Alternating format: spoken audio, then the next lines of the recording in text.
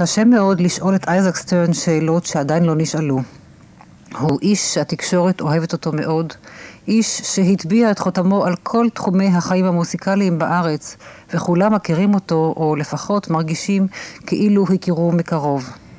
לכן הופתע מאוד כשפתחתי בשאלה, היכן היית ב-26 בדצמבר 1936, ביום הולדתה הראשון של התזמורת? Oh my God, 26th of December. Nobody's asked me that, ever.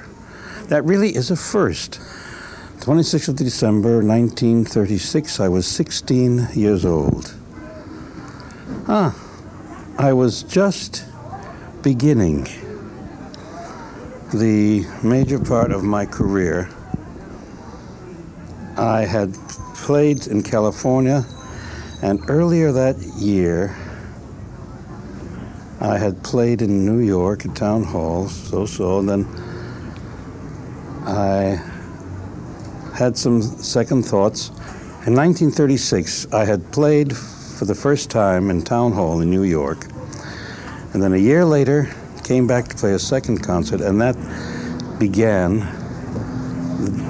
really the major part of the career. It's curious that you say that, because in 36, I played, I thought, very well, and it was received approximately. In 37, there was wonderful reviews. Everybody got excited. I didn't think it was so good, but that didn't matter. I was, at that time, just beginning, and I remember listening to some Toscanini rehearsals and performances in New York. It was a formative time for me because I was resident in New York, and I was just beginning to get I'd come from San Francisco and I'd moved to New York, and I was just beginning to think about things. I went back to California. 4 years later, I moved to New York, and 1943 was the major breakthrough. But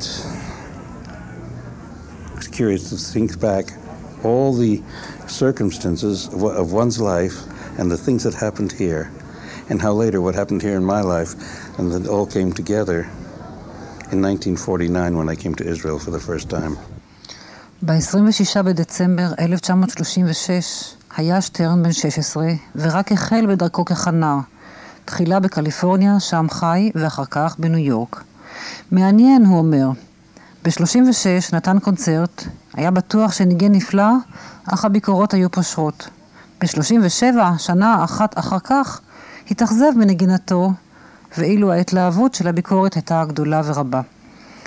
שטרן החל להיזכר בשנות ה-10 של חייו, כאשר בא לניו יורק, הקשיב לטוסקניני לחזרות ולקונצרטים, אז החל כבר לתת מחשבה רצינית יותר לחייו העתידיים כמוזיקאי, וככל שהלך ונזכר, ציין שהמעניין מכל היה איך כל מה שקרה איתו במהלך שנות חייו הצעירות, התנקז מאוחר יותר, כאשר בא ארצה לראשונה ב-1949 לנגן עם התזמורת הפילהרמונית הישראלית באולם אוהל שם. I was playing in the Ohel Shem, which was a miserable place to play. The low ceiling and no air and the heat, and I played, I think, 9 times, and each time there were 2 different concerti. I must have played 3/4 of the violin repertoire. And I remember what struck me at that time very, very much were the clerks in the hotels and the chambermaids who came and discussed why I played this Beethoven sonata rather than that Beethoven sonata. I can still remember to this day the smell of the Dan Hotel. Can it happen today if you go to your hotel that a clerk would ask you, why did you play something and how? No, they would just say, Maestro Stern, can you get me a ticket? It's a little different.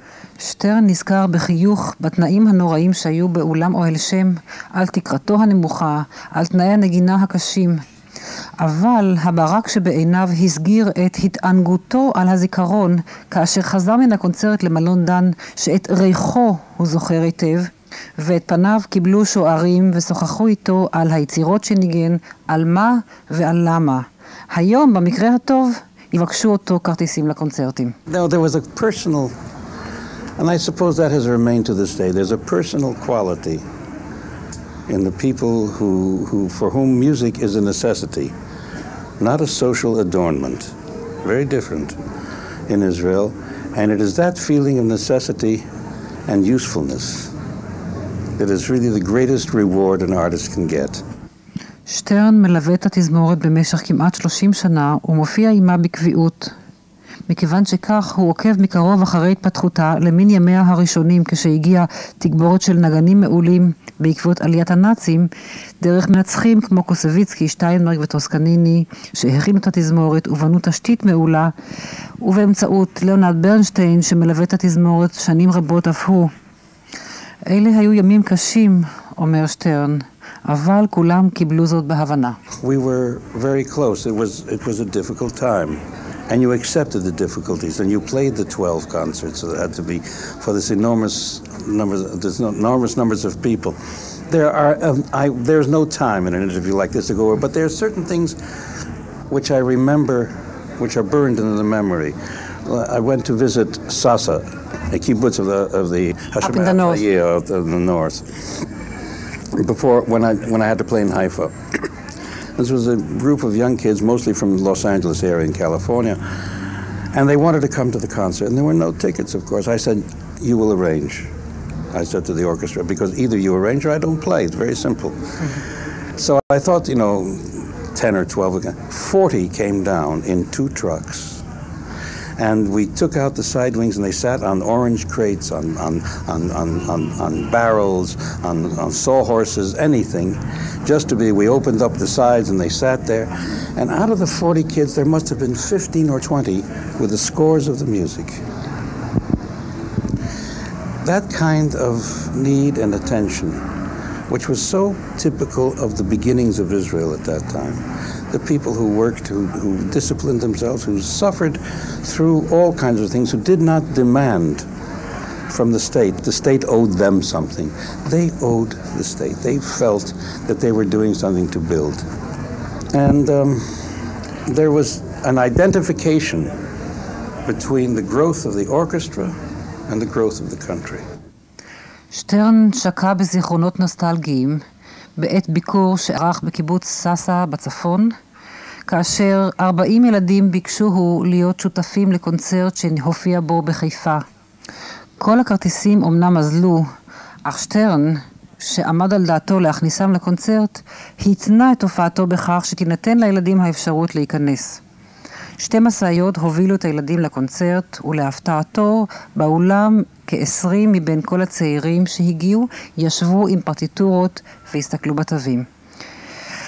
זו הייתה התכונה המאפיינת את ישראל אז, כאשר איש לא דרש מאומה מהמדינה, אבל כולם הרגישו שעליהם לתרום לה. וכך גם הייתה זהה התפתחותה של התזמורת להתפתחותה של המדינה. שטרן מציין את העובדה שישראל מוצפת בכישרונות מוסיקליים, ובהסבירו תופעה זו הוא מספר על ילדותו שלו, כאשר במשפחתו חינוך המוסיקה היה חלק ממערכת חינוך חובה כוללת. זו הסיבה למספר הרב של כישרונות בארץ, הוא אומר. כולם באים מבתים שבהם החינוך המוסיקלי הוא חלק מתרבות כללית. Israel is extraordinary. It has more talent than any country this size has a right to have. It has more gifted young people. Israel is a kind of a... How do you explain this phenomenon? It's an influx of people from all over the world, particularly from Mid and Eastern Europe, who came here, who came with certain backgrounds of their cultures, so that their children... I came from a family of Russians who emigrated to America in 1920. And I played the violin, not to be a musician, or I started on the piano till I was 6 years old. And I went to the violin when I was 8 because a friend of mine was playing, not because I wanted to be a concert artist or anything like that. And the reason for it, that I came from a family, as did so many who came to Israel, where you were not educated if you didn't know music. חינוך מוסיקלי זה הוא שהטביע את חותמו על פעילותו של שטרן כמחנך, כמקים דור חדש של מוסיקאים צעירים, וכאדם המאמין ביכולתו לתת ולא רק לקחת מקהל מאזיניו. I have been very fortunate that life has given me the opportunity to play, to be known, and a certain amount of satisfaction from the world. Now you can't take all, you have to give back. You have to refresh the earth from which you came. That you only do through young people. Now, young people everywhere are talented, much more talented people think, and particularly in Israel. And therefore, through the young people, you find a continuation of what you believe in. On the whole, I feel grateful, really grateful for the affection and the friendship that I've received here. And these are things which last. And they're much more worthwhile, frankly, than just standing up and going, thank you, goodbye. אייזיק שטרן נרגש, מלא חום, חש היטב באהבה הרבה אליו כאן בארץ, ומסיים בדברי ברכה לתזמורת הפילהרמונית הישראלית ביום חגה. I wish that they will continue to make music as beautifully and to grow as they've been growing so beautifully. I would wish that their message of their own faith should be understood and that everybody should realize what a treasure they are to this country. There are so many here who have accepted the responsibility of staying here when they could have gone and lived far more comfortable lives and earned more money in other countries. I would wish this to be my biggest hope for the future of this country. The education of their young and the respect for the people of talent and the people who give of their souls for the good of the country in so many ways.